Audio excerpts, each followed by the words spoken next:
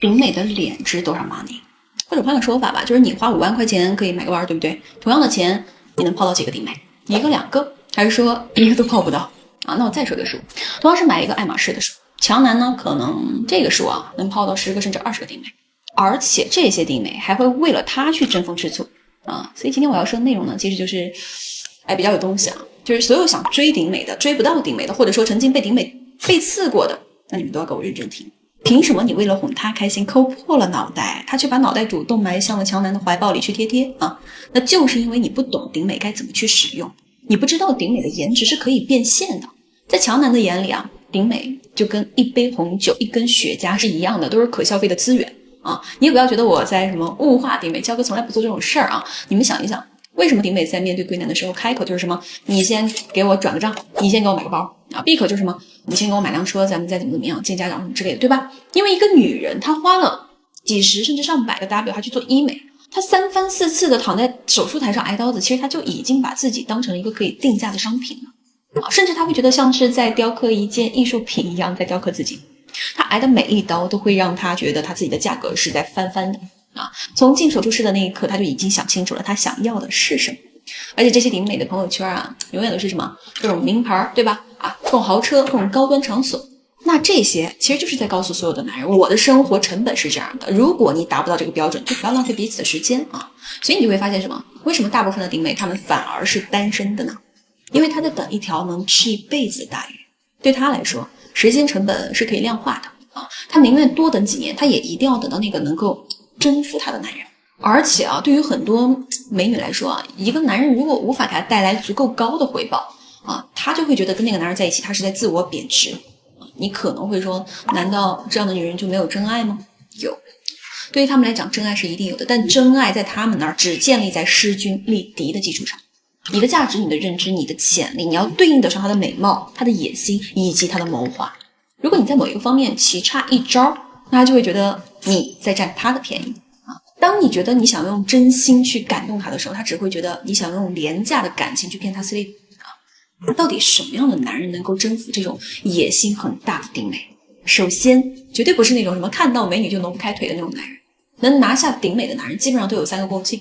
第一，他自己的异性资源非常丰富，他不缺美貌资源，他不会为了女人的美貌去投资，他只会为了自己的情绪价值而买单。也就是说，这个美貌在给他回馈情绪价值的时候，他才会去买单。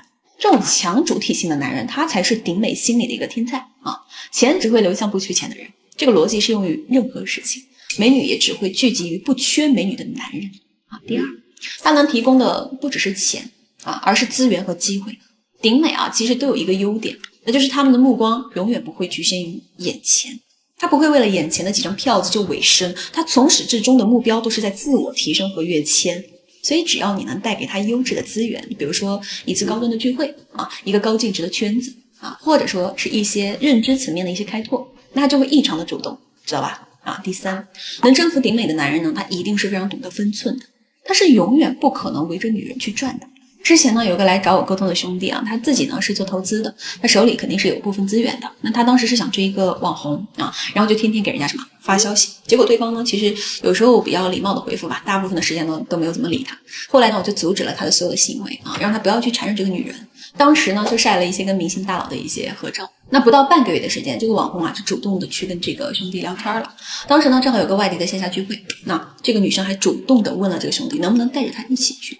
我当时呢就让这个兄弟不要拒绝也不要同意，就是看情况啊，说最近比较忙。那最后这个网红干嘛呢？主动的包揽了这个兄弟的机票以及房费，这个才是跟顶美的相处模式，那就是合伙人思维。别去谈什么天长地久，你只需要记住各取所需，只要你的价值一直在增长，那你就永远有主动权。这个世界上所有的关系都是建立在价值交换的基础上，你有什么价值，你就能吸引到什么样的人，你想要什么样的人，那你就要让自己具备吸引这样的人的一个价值，对吧？所以你不要去学什么情感或技巧，没有用啊！针对不同的人完全不一样。认知的成长、内核的提升，才是男人蜕变的捷径。如果说女人能靠颜值变现，那男人就能靠脑子变现。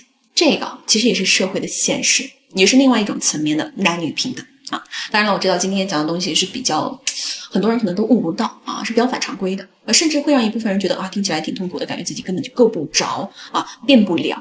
因为认知层面的蜕变一定是伴随着源自本能的一种恐惧，你要去征服这种恐惧，你才可能会有蜕变的可能性。